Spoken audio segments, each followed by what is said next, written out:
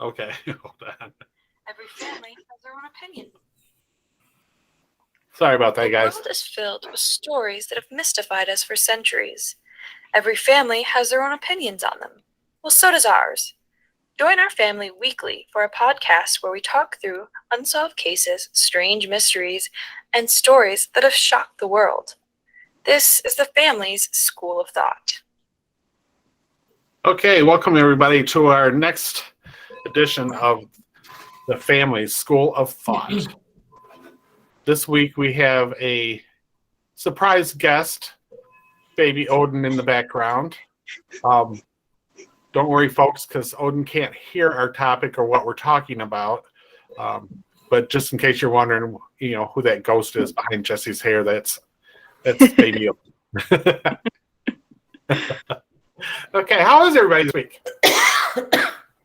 Oh, that didn't sound good. Good. Great. Cass, how's the weather in Portland, Oregon? It was really good. The last couple of days, it has been sunny and 50 degrees warm. But I kind of like it when it's nice and sunny and chilly. You can wear a sweater and go walk around town. It's really pretty here when it's clear days, sunny days. Nice. It is supposed to be 0 tonight, right? Here in Michigan. Yeah, super cold. Super cold. It's 40 degrees right now. I do have a blanket on, but it's definitely not that cold. Yeah. Jess, do you have our weekly fact of the day? Yeah, so fun fact, it's the Amazing Facts, it's the Mental Floss Amazing Facts calendar. Did you know that the original name for Google was going to be Backroom? Or it was originally Backroom. So instead of saying, hey, let's go Google it, Backrub, yeah.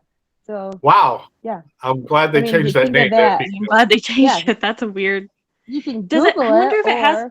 Hey, I'm gonna give you a back rub. I'm gonna go and get a back rub. I don't know. Yeah. It doesn't give any.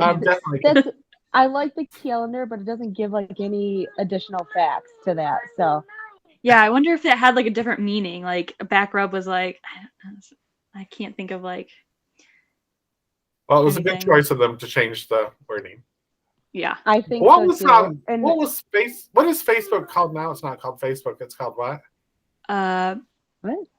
It was originally Maze, not Maze. No. It's Facebook is still Facebook, but the group is no longer nothing's run by Facebook. It's run by something with an M. Meta. Yeah. It's a weird name too. It's Meta. What? Meta. There's a meaning to that too. Yes. Don't ask me what it is, but I do know. Nobody knows. I could look. Meta means I don't know anything. I can't think of it's a weird new slang term. Meta means right, realistic or now or something like that. I can't remember. But it's kind of it doesn't make sense for what they're using it for, right? Kind of, because it means meta business solutions. Oh no, I guess that's not it. I don't know. Whatever. It has to do meta has to do with if I had a clone, I would be Meta, I guess. Yeah. So okay. it's supposed to mean it's the original. I don't know. Yeah. I know that's not correct, but it's kind of on the same thought process, I think. Good. All right. Well, I believe this is your week, Cass. It is. You're responsible for our topic. Got a good one for us?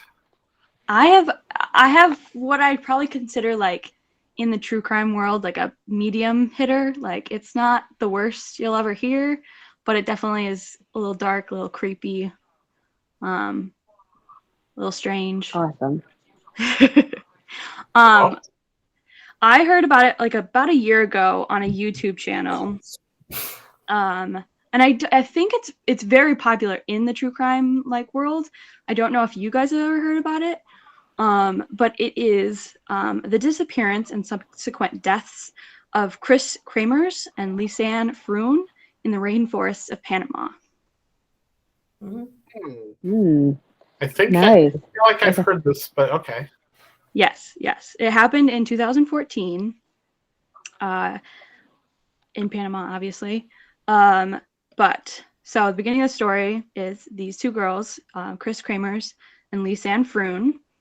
They are both from the Netherlands, and they're only a couple years older than me, actually. They were born in 1992 and 1991. And at the time, in 2014, they were 21. Kris Kramers was 21, and Lisanne Froon was 22. And basically what they did was they had either met at school, like college, or somehow they had met in their early 20s, and they had worked together at a cafe. And their plan was they had moved in together in a dorm room, like they were like roommates now. And their plan was they were going to save up for 6 months and at this cafe and save money and take a 6-week long vacation in like to Panama from the Netherlands. And basically what they're going to do is there was like 2 weeks where they basically are doing vacation. And then the next couple weeks are just, they're going to go to this town in Panama, Boquete, I think it's pronounced. And they were going to learn Spanish and basically help this like school and like teach kids at this school in Boquete. But so they planned for 6 months. They arrive in March of 2014, and they spent 2 weeks in Boquete del Toro before arriving in Boquete. And in a lot of reports, it says they either stayed in a hostel or they stayed with a host family, which I don't know if it's like coinciding and I just like hostels have host families or something like that. But there's like differentiating stories about where they were staying. But basically when they showed up, so they traveled all this way from Netherlands, had spent 2 weeks vacationing, but when they arrived in Boquete to help this school, the school was like, you're a week early. Like, we don't have like anything set up for you yet because we expected you to be a week later from now. And so the girls are kind of like, oh, okay, well, whatever. Like, I can't think of it the first day the first day that they arrived there, or like they had like stayed for the night and then this happened like the next day. But the story basically begins on April 1st of 2014, where these two girls, Lisanne and Kris, go for a hike. And the hike that they're going on is this like very kind of like famous trail in the Boquete, the Pianista Trail, where basically it's like a 4-hour there and back trail where you go to this spot called the Mirador, which is on top of the Continental Divide, which is this huge mountain range that goes from Alaska all the way down to the bottom of South America. It includes like the Rockies, and like other big like well-known mountain ranges. But so this trail leads to like a mountaintop that literally sits on the Continental Divide. And the trail is supposed to be very easy. Like, it has this like wide, long path that it takes 2 hours. You don't even need a guide to be taken up there. And once you get to the top, it's this 360-degree view of all the mountain ranges and the cities below and all these pretty views. And I think it's just above the cloud covered. So you get like this kind of like misty, like tropical rainforest look once you get to the top of this mountain. And so they're supposed to go up to the top of this mountain, 2-hour trip back. 4 hours at most is when they're supposed to be gone. But what a lot of the like locals and guides will tell you is that if you go up to the top of this mountain or the top of this trail, you can either go back down south and it's an easy trail, nothing this problem, or if you go down the north side of this, like on the other side, it's like this treacherous trail. And like they don't, like even a lot of the locals won't go down on this, like, not walking path, but trail to the other side. And there's a lot of dangerous like animals in the forest and just crazy. drops and cliffs and very, very extreme to hike. Well, these two girls who had been communicating with their families this whole like vacation, every day they had been sending text, they had been talking to their families, they were communicative. About 3 hours into the trip, they lose contact with everybody. Nobody can get a hold of them. And the host family or somebody like in the town, locals in the town who had seen them, had talked to them, realized that they hadn't come home that night.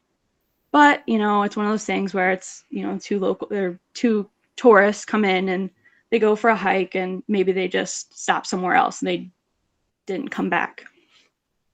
So it's not until the next day on April 2nd when the two girls miss an appointment with a tour guide where they were supposed to be taking up a different trail. They miss this appointment, and finally the tour guides and locals kind of say, all right, what's going on? What happened to these two girls? And they alert the authorities to the disappearance. And so they officially begin a search and aerial scannings on April 3rd, or that's what is being told. A lot of locals that are being interviewed about this kind of say that the authorities and the government said that they had started the search on April 3rd, but it wasn't until like the 5th or 6th when an official, like, they actually went out there and searched for these two girls. So there's, you know, a lot of the story is, you know, some people saying one thing and other people saying something else, and there's just no similarities, and it's constant, like, different topics or like different solutions kind of thing. And so these girls are gone, and they cannot find these girls on April 6th. So now, like, you know, 5-6 days in, both of the girls' parents come from the Netherlands with like Dutch detectives and like actual, like, not just the Panamanian government, like people from the Netherlands are coming to search for these girls. And they offer a $30,000 reward for anybody who knows anything about where these girls could be, who last saw them, anything. But none of these searches come up with anything. There's no trace of these two girls. And 10 days after the searches started, they call off the search. And it is said that it's because during this time is basically the rainy season in Panama, and like it's treacherous to be in the rainforest during these times. So they have to call off the search, and they have found nothing, absolutely nothing about these girls. And 3 months pass before they even get anything.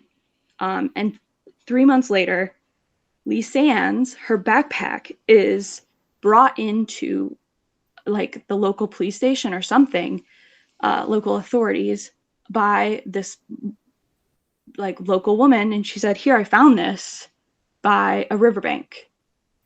Like, I found it on the riverbank, like up on the Pianista Trail. I just found this sitting on the riverbank, and it is Lisanne's backpack. And so she was aware that this is somebody that they've been looking for a while. I don't think so. It doesn't say like she was like, oh my gosh, this is the missing girl's backpack. It just says she brought in this backpack and was like, hey, this backpack was sitting here. And at the bottom of the trail or up at the trail? It's a weird trail where like a river kind of runs next to the trail, and it's called the Serpentine River. And it basically runs kind of, you know, parallel to the trail, but it has like obviously embankments near the city. And I think she was just like either like, I mean, she must have just been like by the river that day, or like had some work on the river to do. Like, she was just there and she saw this backpack, brought it into authorities. It doesn't say that she knew it was the girl's backpack. I think she just was being a good Samaritan, like, hey, I found this by the river. Like, obviously there's a camera, there's a phone inside. Like, somebody's going to need this backpack, only for them to find out that this is Lisanne's backpack. It had both of their phones. Lisanne had a camera that was in the backpack. It had 2 pairs of sunglasses, $83 worth of like money in the backpack. Let me see what else. There is something else in the backpack, like water. And I think it had 2 bras, like just 2 like regular bras were in this backpack. But the weird thing about this backpack is that it is completely dry. Everything in the backpack is organized. Like it's put in a specific place. It's organized. It's dry. There's no like. It didn't look like it'd been sitting along the river in a forest for 30 days. No. So it has no evidence that it has been like sitting somewhere for a long time. And the woman even says like she had been at the river the day before and the backpack was not there. This backpack was not there the day before she came by and it was sitting there. So obviously, and this somebody is placed like, it there. that is like the consensus, but it is never it is never confirmed. Like they still do not know where this backpack came from. But so because of where they found the backpack, this is somewhere that they had searched but not searched. They didn't believe that they had been, like, it's kind of deeper into the forest than they thought the girls had gone. So they start a new search in this new area. And unfortunately they find bones. They find a pelvis bone. They find Lisanne's like shoe with her foot still in it. And then they find like scattered fragments of bones. And so they know that these 2 girls are dead. But unfortunately, this is where the story kind of goes towards like scary, and you know, you can kind of see where foul play might come into play once, you know, all this evidence has now come up. Because I don't understand how the bodies could have decayed that fast. Because it's 3 months later. Oh, 3 months. I thought it was only 3 months later. This is 3 months. And it's in Panama. It's kind of like somebody Panama in the jungle. Bag there so they would find the remains. It was like a clue to find the remains. Maybe. I don't know. It's all speculation at this point. And the bones are even further up the trail. So they're even further into the forest. It's not like they're right next to the backpack. It's like probably like a few miles away from the backpack. But they now, like, they can find, you know, these bones because they found this backpack. And they also found Kris's shorts that she had been wearing that day. But again, there's like no sign of like, you know, obviously if they had died and she died in the shorts, like you'd find a body part like attached to these shorts, like, or like her in the shorts, but they are just her shorts. And there is, when they're first discovered, there's a rumor that they are like zipped up and folded neatly onto a rock next to this riverbed. But I think last year, 2001, they came out with pictures from the scene where like they're obviously in the water, like you can see like water rushing over these shorts. So obviously that was not reality of them being folded and placed on this rock neatly. So it could have been where they decided to take off the backpack and their clothes and go for a swim along the trail, and then somebody finds them. Maybe. It may be. Who knows? Because there's still no answers to what happens to these two girls in this time. But what they do know is they now have both of their phones, and they have a camera which is time-stamped with all their pictures. And the 2 phones are now, they can now have evidence of their data and like what was happening during, it's I think over the course of 10 days is the time frame basically. Both phones within hours of this hike starting on April 1st, I think at 4:30. So they started the hike at 11:30 in the morning. By 4:30 in the afternoon, they called 911. they called a distress number. They called 911, which is Panama. That's their like distress call, but they also called 112, which is the Dutch emergency number. So there's multiple calls that do not go through. There's no service. None of the calls go through. There's one that goes through either on April 2nd or 3rd, and it goes through for like 2 seconds and then it gets disconnected. So there is no signal. The phones constantly through the next couple days are turned on and turned off to check for signal. Nothing goes through. There's, I think, around like 7 attempts to call 911 and 112 for a couple days. And then Kris's phone is one night, I think either April 3rd or 4th, is turned on all night, and they keep checking to see if they can call, keeps checking, but nothing happens. And so in the morning, Kris's phone dies. Or no, I'm sorry, Lisanne's phone dies. So they are down to one phone. And the next couple days, there is 77 attempts to check for signal. So they basically turn on their phone, see if they have signal, try to call, nothing goes through. So they were held captive. Well, that is one of the theories, but if they're held captive, how are they checking their phone? Like, what if you're a hostage taker, why would you let them keep their phone, kind of thing? But unfortunately, this is where something weird happens, is that on the 4th, Lisanne's phone dies on the 4th, and on the 5th, Kris's phone starts to get attempts to enter the phone, but with a wrong pin.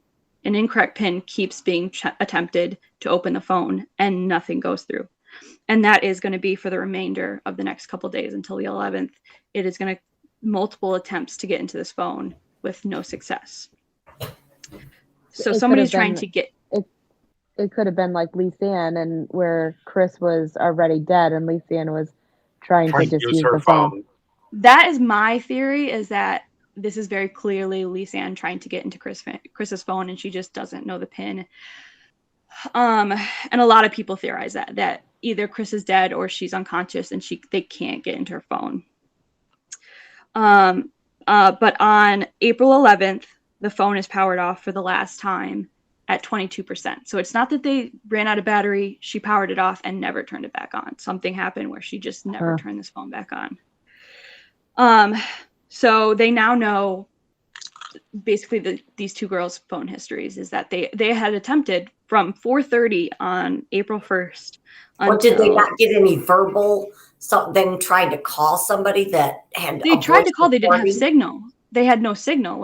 None of the calls went through. They said that one call went in through for 2 or 3 seconds, and then it disconnected, so they must have lost service again. Because remember, they're up in in the mountains of Panama. Obviously there's not cell towers every 2 blocks. But if they had their phones and they were neatly stored in the backpack, that's kind of weird. You would think that if somebody turned off the phone, didn't have the energy to put it back on. But also, did they not take videos of themselves on their phone? Well, that's what I'm saying. Why didn't they speak into their phones, or even if they didn't have service, they could still talk and explain what was going on, don't you think?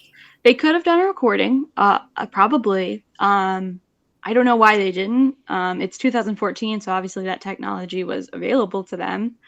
There's no videos, but there are. So Lisanne had a camera. I think it was a Canon, just a regular pixel camera, which was found in the backpack, and it included over 100 pictures of this trip.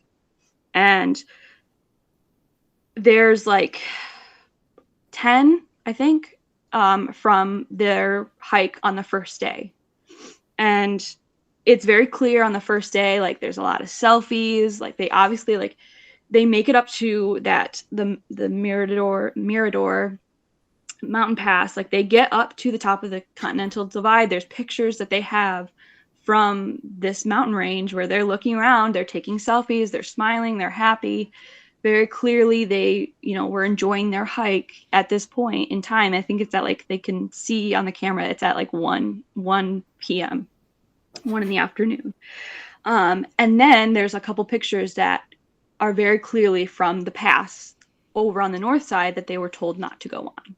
And there's like multiple signs at the top of this mountain that say, do not go down this pass. It's very treacherous. It's hard to get around. There's a lot of cliffs. There's a lot of riverbeds. Like, it's easy to get lost here. It's easy to accidentally fall and die.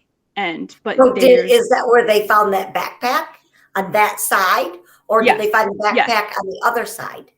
No, they found the backpack on the side that was like further north into the rainforest that they were not Where supposed they to go weren't in. supposed to go. Yes. Well, it's not that they weren't supposed to go, but they are warned that it is a treacherous path and it's hard to get around on this north side. Like, even locals don't go on the other side of this mountain pass because it's so treacherous. But there's clear pictures that they were on this other side. Like, there's, pictures of them crossing the riverbank that they weren't supposed to. They're is on the other side of this mountain pass. And the last couple pictures, before it was like both of them. It was like selfies where they're both in the pictures. But by the end, like the last couple pictures where they're on the other side of this mountain pass, it's only of Kris. So it's Lisanne taking pictures of Kris. And a lot of people say she looks really worried in the pictures, and she looks very like she's no longer smiling. She's looking back at Lisanne like, what are we doing? Let's go. We got to find the right way. So it's clear that these two girls are lost in the pictures.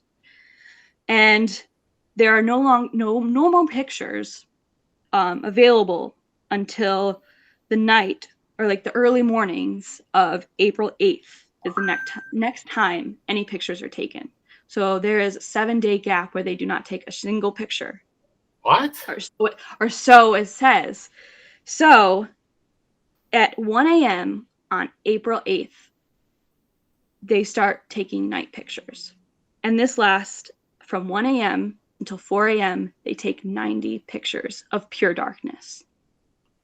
And there's it is just, you can see these pictures online. It is just like the rain falling. There's like pictures that they may have set up like markers. Like there's like plastic wrapped around twigs and like a Pringles can, like the bottom of the inside of a Pringles can, like reflected against the flash of the camera. And so there's 90 pictures within the span of 4 hours of just them using the flash, basically. And you've seen the pictures online? Yeah, you can Google them. And does it look like pictures that they were trying to show evidence of where they were at, or somebody's going to get a hold of this? A lot of people think that's what it is that they were basically they basically set up little markers to like remember where they were at. Just had this thing fall off. I think they're in my room. Something just fell off of this table there was no reason for it to fall off. Uh-oh. I think we're after something. We can solve this tonight. No. They think that they were either taking pictures as markers, like let's make a marker and then basically take a picture so we remember where it's at, kind of thing. But it's at 1 a.m. in the morning. Or if somebody finds my camera, they'll know we were here. Yes. So that was another theory, is that they're basically trying to take pictures so that somebody can find them, or somebody finds their backpack to document. So to they document. definitely are alive 7 days later, or one of them. So one of them is alive. Well, but the thing is that neither. So there is only one picture, or like one or two pictures. I can't remember if there's two pictures where either of them are even in this picture. Like it is just the surroundings, and most of them it looks like they're looking up, almost at the star, like trying to see where like the trees are above them. What do you think, that they dehydrated and they just didn't have the energy to move, or? I don't know, but why wouldn't they have taken pictures for 7 days? Like, why this day is it so important for them to take pictures? But so the only picture that comes up that either of them are in is a picture of, it looks like the back of Kris's head. It's just like matted hair. And some people say that they can see like blood in her hair, but she's like a strawberry blonde. And so they think, like, a lot of people are like, it could very well be like the flash, like reflecting in her hair. There's no like signs of trauma, but like obviously like somebody's taking a picture of the back of her head, so maybe she got a head wound, and they're just trying to figure out like what's going on with the head wound, like how hurt is she. But again, this is on the morning of the 8th, and the incorrect pins started on the 5th on her phone. So this is 3 days after they cannot get into her phone, Kris's phone. There's a picture of the back of Kris's head in these photos. And it's the only picture where either of the girls are in the photo. Of 90 photos, there's just one picture of the back of her head. So another theory is that the two, maybe Lisanne, because Lisanne is the only one who's speculated to be alive at this point, is basically using the flash to scare off animals, because they're in the jungle. So there's jaguars, there's tigers, there's animals that can eat you. So they're either trying to make markers to know where they're at, scare off predators who are coming, or some people speculate because they're in the mountains, they're trying to signal people in the towns below. To like basically like flash the camera, flash the camera, this flash is going off, people can see it from below. But not a single person saw these flashes. So these are all unconfirmed suspicions. Another like kind of foul play, like suspicious behavior, is that somebody was using the flash because they were hearing people around them, and they were trying to see around them and basically see if somebody was around them. There's also a theory that neither of them were taking the photos, and that it was the person who maybe killed them was taking photos. And it was a nefarious reason. But these pictures, there's no evidence of what is going on in these pictures. A lot of people online will kind of speculate that, oh, I can see a body in this picture. If you look deep, deep, deep into the shadows, you can see like a hand sticking out. But even with like extreme enhancements, there's just nothing clear in these pictures. And a lot of them are like, because it's the flash and it's raining, there's just like blobs of like white light throughout these pictures. And it's just darkness because it is 1 a.m. in the rainforest. So nothing is clear in these pictures. So there's no clear motive for why these pictures were taken. And this is on the 8th, and that's the last pictures that are on this camera roll. So sometime between the 8th and the 11th, Lisanne powers off the phone for the last time, and that's it. That is all the authorities have of the whereabouts of these girls, of what was going on during the time that they were missing. So really, they found the backpack 3 months after these girls went missing, and they only have a 10-day window of what these girls were doing, or if they were alive, basically. So they speculate that they died after these 10 days. Or what if they were like murdered, and whoever murdered them is trying to gain access to their phone or taking these pictures to make it look like they were alive for more days than what they actually were. That's what a lot of people speculate, is that if it was not either of these girls taking the pictures, that it could be a cover-up of like, well, these girls were alive because there's these pictures on their phone or these pictures on their camera that they took. But they're just, even if like it was nothing nefarious and they just got lost, got injured, and died in this rainforest,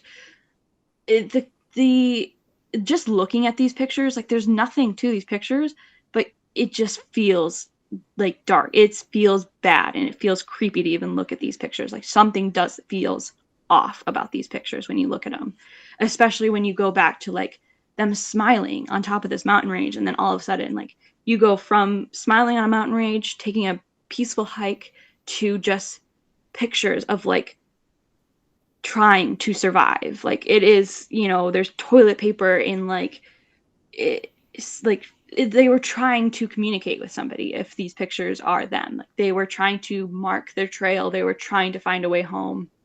And so the pictures are just, they're creepy to look at. And someone even called them like Blair Witch Project pictures. Like you just knew something was wrong in these pictures. Right.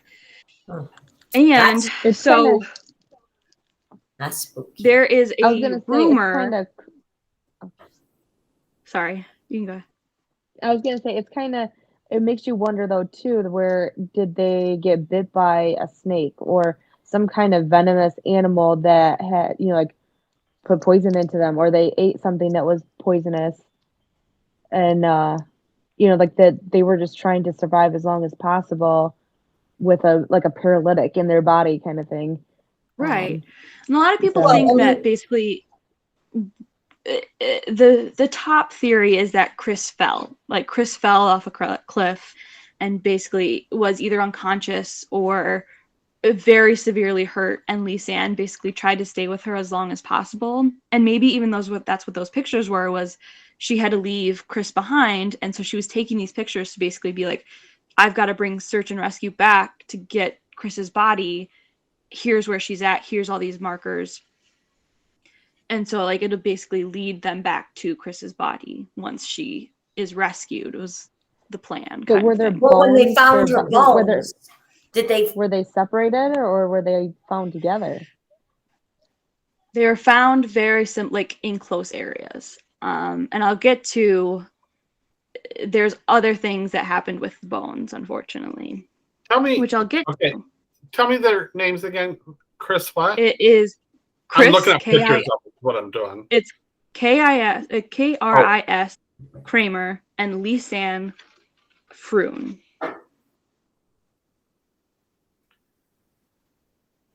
But so to continue on while you guys look up these pictures, there is a rumor online that there is a single picture that was deleted from this camera roll. And it wasn't even just deleted from the SD card, it was wiped. So a lot of like computer science people and tech people say that you can delete a picture off your camera, like while you're like scrolling through the pictures on your camera, but it is on the memory card. And if you know anything about like, getting into mainframes or like working with memory cards, you can get that picture back as long as it's on the memory card and the memory card isn't wiped. But this single picture 509, is completely wiped from the camera.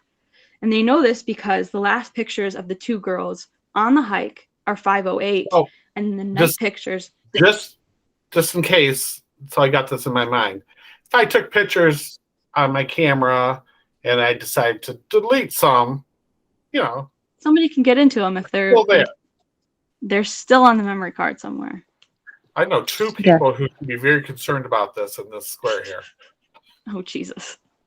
I don't want to know about that. I don't want to know that. But so the night camp, so the day over pictures. Mom's head. I know, Mom has no idea what's happening. Like, the day pictures of the hike on April 1st stop at 508, and the night pictures that start on April 8th are 510. So there's 509 is completely missing. And people think that online sleuths and like amateur detectives think that somebody wiped the camera, and that whatever that picture is, or whatever the picture is of, tells the story of how they died or who killed them or what happened to them. And that is why that come picture across somebody, and I bet the picture that wiped out is a picture of somebody in with those two girls on whoever that was hike. there with them. Yes, that is the like top theory about why that picture is missing. Is that on that hike?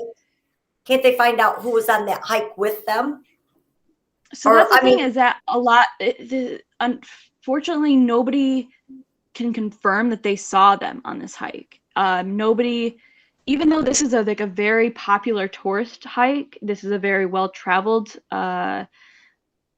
trail. Not a single person can say that they know that they saw them on this trail that day. And there's one theory of a tour guide that has a reputation of being very pushy and was talking to them that day, but it's kind of one of those things where it just seems like a lot of people are trying to find a murderer, and there's no evidence that he was actually on the trail with them that day. But they went up alone. Their host family said that they took this hike alone. So yeah, that's the pictures. The phones are all found, but still, like, the bones are found, the backpack's found, but there is just still no clear answer to what happened to these girls.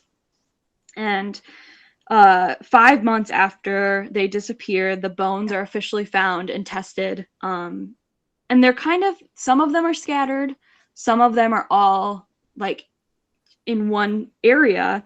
So what is believed to be Kris's rib bone is way further into the forest than the backpack, the shorts.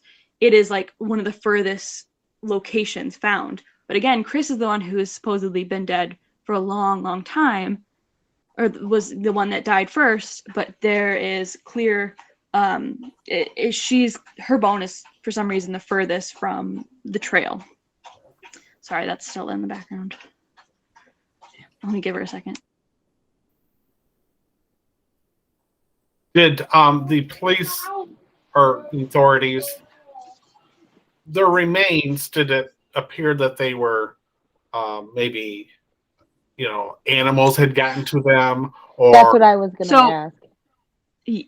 Unfortunately, no. Or was there some like Kris's cannibalism that had to go on too? That was a theory that they were caught by cannibals, because cannibals are common in that area. But Kris's rib bone is found. Lisanne's pelvic bone, like a piece of her pelvic bone, like not even the whole piece, like the whole pelvic bone, just a piece of her pelvic bone.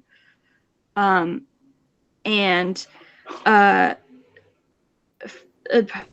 piece of her pelvic bone and her boot, it's Lisanne's boot with her foot still inside it, are all discovered. And then there are 33 bone fragments scattered within a certain area. And multiple of the bone fragments test positive for DNA of the two girls, but there is 3 other people's bones in there as well. So there is 5 people's bone fragments in this area, only 2, so the 2 girls and then 3 other people. Okay. And So, so are there other missing Hold on. I'm still trying to answer Dad's question, because Lisanne's bone fragments and her pelvic bone and her foot still have flesh on them, still have skin on them, so they are fairly fresh bones. But Kris's bones seem to have been chemically, they're bleached basically. And the government says that there's lime deposits in the river that could cause this, and that maybe her bones were out in the sun and got bleached in the sun. But a lot of people do not believe this, because neither of the girls' bones have any sort of scratches or markings that would be indicated through an animal tearing at their skin, tearing at their bones, or even cannibals eating their bones. There's no such. I'm glad that I'm talking about this when staring at Odin. You cannot hear. But there's no indication that, I know, there's no indication or scratches that would indicate any of these things. These bones are pristine. They have not been messed with, other than Kris, her bones have been chemically bleached.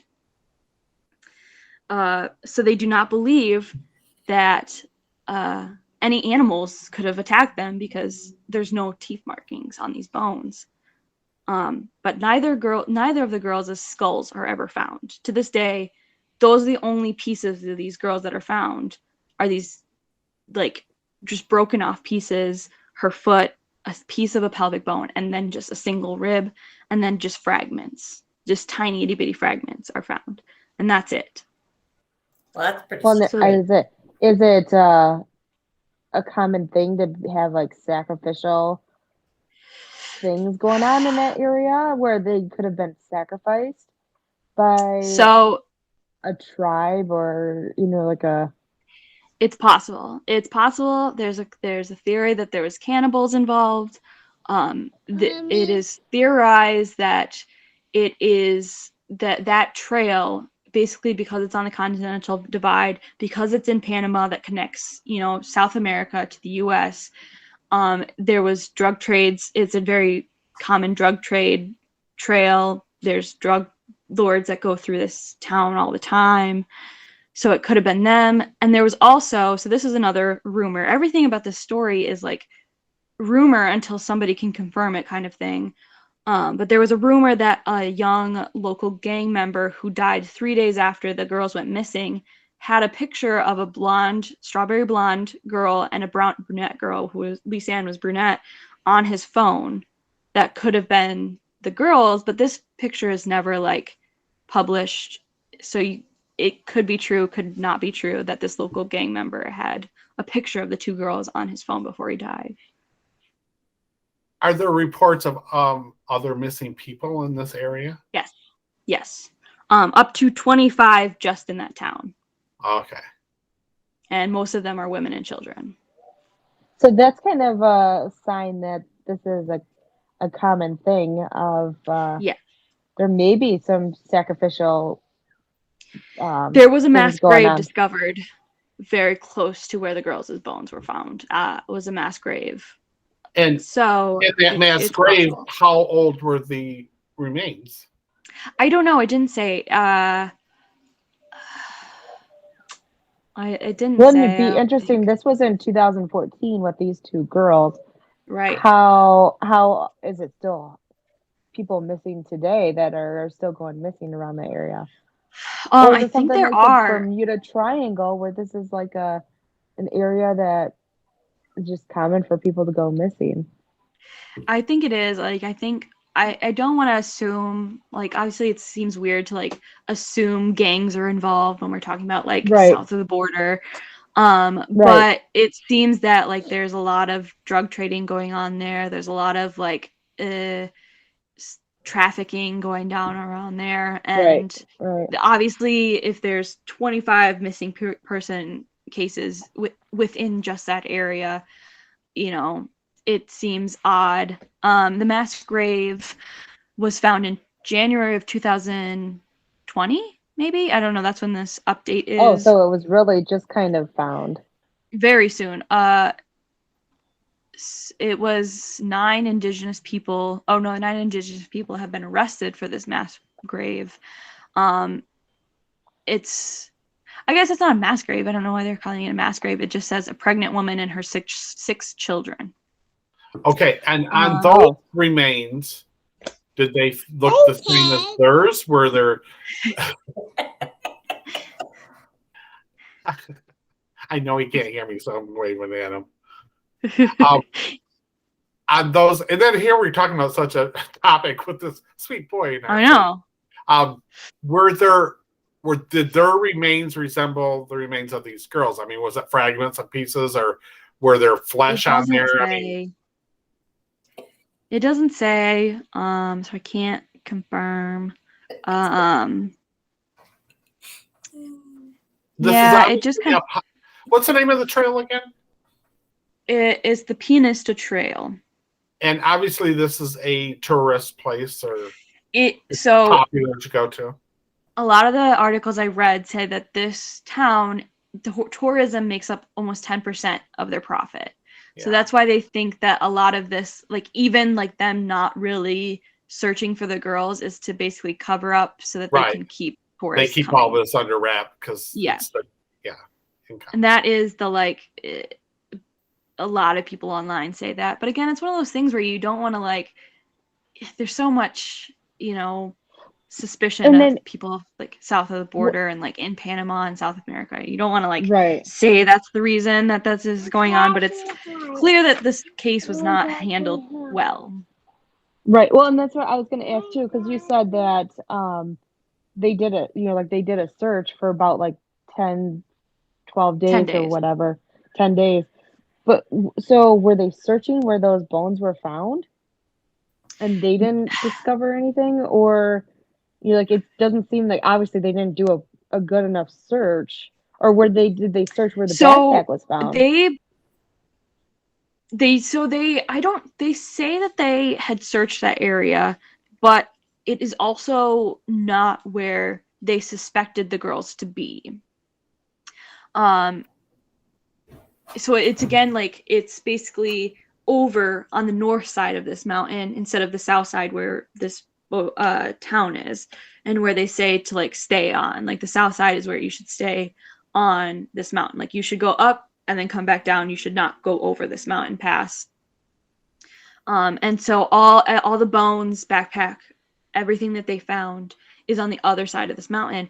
So I think basically in the preliminary search, they just didn't go over that mountain pass. They just kind of stayed on this trail, which a lot of like more like American journalists and like people I've seen articles of are very angry about that. Like, obviously you're saying like this path is a pristine path. It's a very wide path. There's houses on this path. There's people traveling this path every day. Constantly, tourists go up this trail all the time. Why would you not widen the search past this trail? Like, obviously they're not getting lost on this trail, a 2-hour long hike ride, or a 2-hour long hike. They're not getting lost there. So why would you not expand the search further, kind of thing? Well, yeah, I don't understand if that lady found that backpack at the bottom of the river, over on the river. Why weren't they searching in that area before I don't know. 30 days? I mean, for 3 months. Well, the big question is somebody obviously planted that backpack there. Yeah. What was their seems to be, purpose? I mean, if whoever kidnapped them, why would they give up? Why did they not destroy that? The the backpacks and the phones. Right, because it has Apparently evidence. they took one of the pictures out. Well, it sounds like to me somebody that was involved in whoever kidnapped those girls. I'm sure it's like a group of people. Somebody in that group wanted them girls to be found, or wanted this out, because why would they return the backpack if they were the people who kidnapped them? Right. What would be, and why would the kidnappers have destroyed that? There's something there.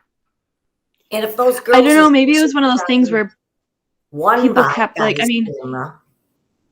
I don't know. It may have been one of those things where like obviously both of these girls' parents weren't going to stop looking until something was found. So maybe like it was just one of those things where it's like, we just got to give them this piece, give them these bones so that they know they're dead, and that'll be the end of story. And it like the case is closed.